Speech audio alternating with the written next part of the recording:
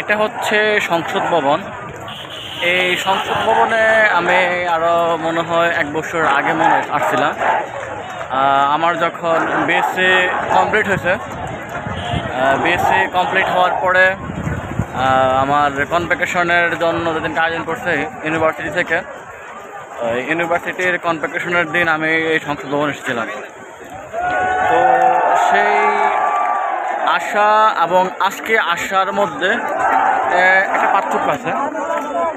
পার্থক্যটা হচ্ছে, আমি যেদিন সংসদ ভবন এসেছিলাম সেদিন ছিল স্বৈরাচারের সংসদ ভবন, আর আজকে হচ্ছে আমি স্বাধীনতার 53 বছর পার হয়ে আজকে সেই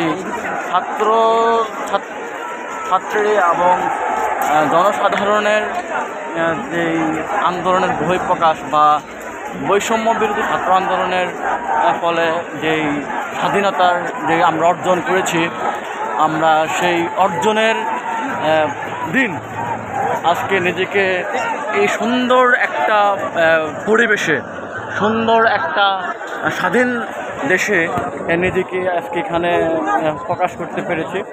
এর চেয়ে বড় আনন্দ মনে হয় না আর থাকতে পারে।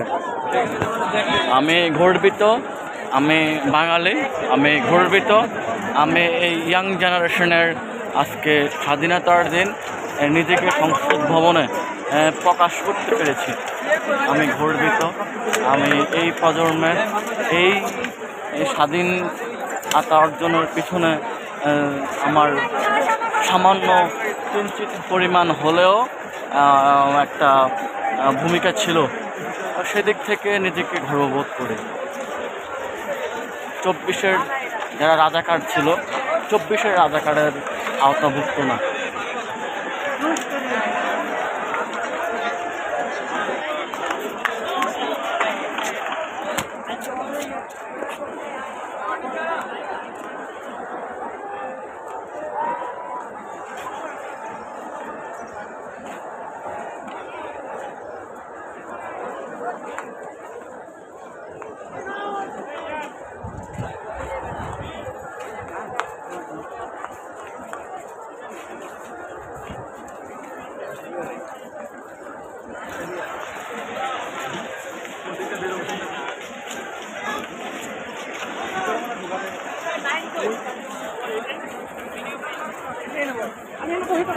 2 বছর আগে বা 1 বছর আগে সংসদে আসা আর আজকে আসা কত ডিফারেন্স, হ্যাঁ?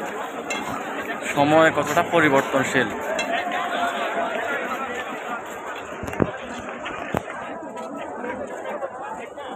আল্লাহ আমাকে সেকেন্ড টাইম যখন সংসদে আসে, মানে হচ্ছে এটা আর কি, আমি স্বাধীন দেশে স্বাধীন সংসদে আসতে পারলাম, একটা ভাগ্যের বিষয়।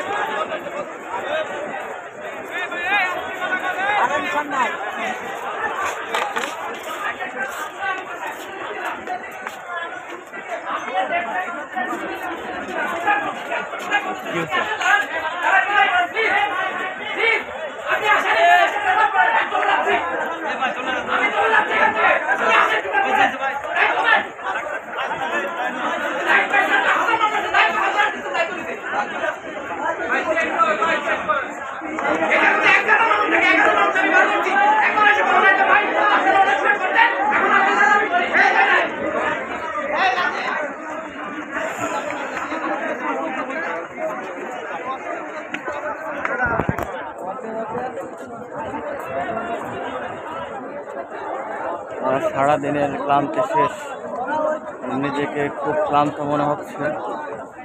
আশেপাশে খাওয়ার কিছু নাই। আমার রেস্টের প্রয়োজন। সারাদিন আপনাদেরকে অনেক দেখানোর চেষ্টা করেছি। নেট অনেক স্লো ছিল, যার কারণে সব ভিডিও সবগুলো আমি দিতে পারি নাই। আবার যেগুলো দিয়েছি ভিডিও, সেগুলো হয়তো প্রপারলি আসে নাই।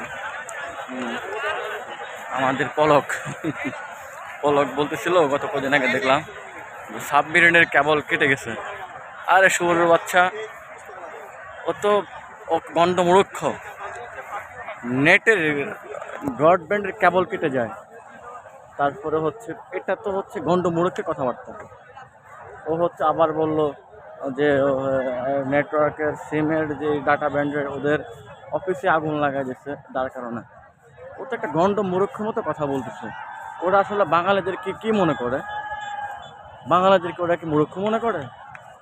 হ্যাঁ, ওরা মনে করে যে ওদের একটা গোষ্ঠীর মধ্যে তো মূর্খ লোক ছাড়া অতটা শিক্ষিত লোক খুব কম।